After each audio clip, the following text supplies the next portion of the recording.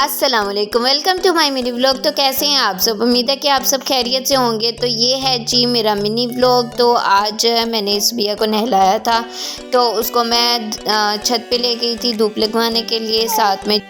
साथ में जी मैंने जो कपड़े लॉन्ड्री के थे उनको मैंने तय लगा के रख दिया, और जी जो मेरे हस्बैंड के कपड़े पड़े थे उनको मैंने प्रेस भी कर दिया और उनको अलमारी में भी लगा दिया। और साथ में जी मैंने अपनी बेटी के लिए आज बनाया है फौजी दलिया, जो कि मैंने नमकीन बनाया था क्योंकि मीठा बहुत ज़्यादा खाती है, तो आज मैंने नमकीन बना के उसको दिया था। साथ में और जी हमने सालन में आज आलू बैंगन बनाए थे और क्विक सा सैलेड बनाया था। आई होप सो कि मेरा ये मिनी व्लॉग आपको पसंद आएगा, और मिलते हैं नेक्स्ट मिनी व्लॉग में। अल्लाह हाफिज़।